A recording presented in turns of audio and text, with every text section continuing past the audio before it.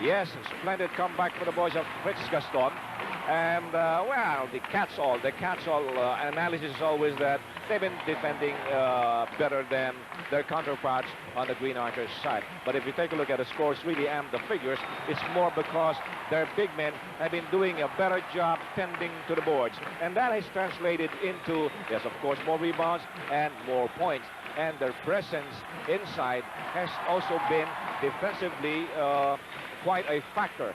Although in the first part of this first half, the Green Archers in the persons of Bachman and then Santa Maria have been getting away with inside incursions. But that was no longer so towards the end of the first half. The Blue Eagles big men have been doing a better job than their counterparts. That could be the story of the first half. Of course, let's not forget the fact that that June Reyes, ever the court general, the floor leader, the director general, the ministry for the offense, has been doing a splendid job. I guess when you try to look at the performance of June Reyes, he started slow, but he came back and tried to look at the individual scoring story. With Ateneo, it was Francisco exploding with 11 points. June Reyes, a very cold first 10 minutes, then exploded with 10. Reyes, Eric has scored 7, Nieto with 5, Araneta with 6, and Basel with 2. And that's how they're doing very well. For De La Salle, who has been relying a lot on, in Pumaren, has a more balanced scoring this time with 9 points. Cardell with 5, Monasterio with 4, Backman 7-4. Freddie, I don't think they're interested in the statistics at this point. I think they want to know what's happening on court right. No, it's not a brawl, folks. It is simply the La Salle cheering squad trying to give you an idea of the emotion that pervades the gallery at this point. You know, that's the kind of emotion really that is going on here at the Rizal Memorial Coliseum. You know, most of these people have been lining up since this morning at 9:30, and I'm sure a lot of people out there are still lining up hoping to come in. And the cheering has not stopped, and everybody's just getting into the act, and there's no way you can stop everybody really from holding their emotions. And everybody is being a part of this fabled rivalry, which has made the Ateneo and the De La Salle rivalry, I guess, the most exciting in college basketball. Yes, indeed. And you know, Freddie, it's not simply a case of the cheering squads cheering for the team, but rather the gallery jeering the other team. And that's why you have, again, we have to cite some of the posters. You know, if it is green, flush it. That's coming from the Ateneo gallery. We also have, I noticed another one where Blue Eagles are blue, etc. And if it is green, it's just some colorful and very, very creative things at the other side. And one of the more prominent signs I have been seeing is the one finger sign, which can be interpreted in two ways. One is, you can say they're saying they're number one. The other one is they're really saying to the other team, I think there's a finger sign, Freddie, that was made famous by Teddy Boy Locsin. Score is 42 to 33. Okay. And trying to look at the scores once more on the scoring side for the for Ateneo. Francisco had a total of 11 points. He was the big man for Ateneo in the first half. June Reyes limited only to no points in the first half, first quarter. But he exploded with 10 points. Reyes, Eric with 7 points. Araneta with 6. Nieto with 5 and Basso with 2 for a total of 42 points. De La Salle, on the other hand, who in the earlier game before this one relied heavily on Pumaren, has now a balanced scoring sheet here. We have Dindo Pumaren with 9 points, Backman 7, Santa Maria with 4.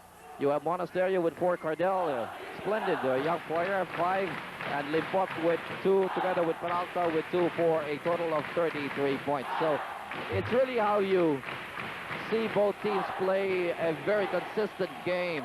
And in the first part of the game between Ateneo and De La Salle, it was the more consistent defensive stance put up by De La Salle that contributed so much to their transition game. But in the end, it was Ateneo getting the better of De La Salle, and Ateneo just put on the heat and Ateneo just was remarkable in that comeback to establish that 9-point lead. Well, one revealing piece of statistics that we have here is the very poor scoring for both squads. We have Ateneo shooting 39%, and that's not too good at all.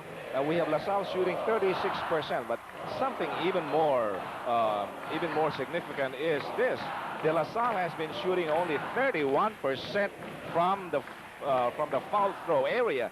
They have thrown away 11 points from the line, and that can easily account for the big difference in the score right now, which stands at 9 points. Take a look at the gallery of LaSalle as they take in the display of their cheering squad, which is now performing on the floor. Well, before we continue with more action here at the Rizal Coliseum, we'll pause and we'll be back here. When I left the Philippines,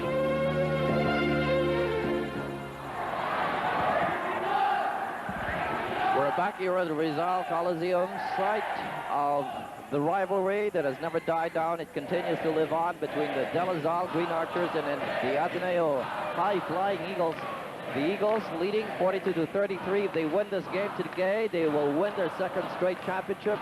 If De La Salle wins, they go to another game come Wednesday. And what are the chances of De La Salle coming back in this game, really, Sal?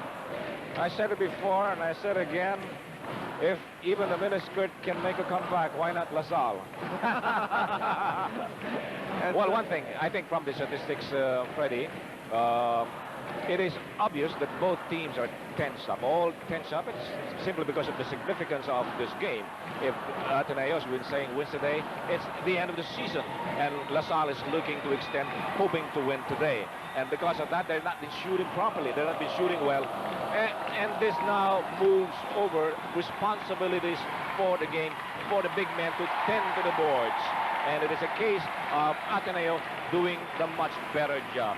Of course, let's not forget the fact that Dindo Pomaret, the old reliable scoring sock of the Green Archers, has not been delivering as expected. Now, 9 points is not small, which is what he has put into the first half. But you will note that in last Sunday's game, for instance, in the first half alone, he already had something like 22, 24 points, if I'm not mistaken. So it's practically half of his, what you might say, normal output. And somebody else has to take the slack. And I say right now, the most logical persons to take up the slack that results because of Pomaret's inability to sizzle as usual will have to be the big men, Freddie. And so we're looking at Bachman, we're looking at Santa Maria, and maybe Limpot, who put in his first ever field goal in the series when he was put in for the first time late in the first half. So the real story of this game, it will all depend on how well LaSalle can come up with a more balanced scoring sheet. Well, you have some of the big names in show business like Roel Santiago now, together with, well, as for it, it's Gary Valenciano. And all the stars are really giving some big show. And Randy Santiago. Yes, Randy Santiago. So it's really LaSalle putting on a show here. It becomes a media event. That's something different for a show. And look at all the Ateneo side really just holding on. We'll never know what they'll come up with. They're calling on all the lasallistas all over the Philippines. If they have to bring back some of those who have migrated away to the United States, they will.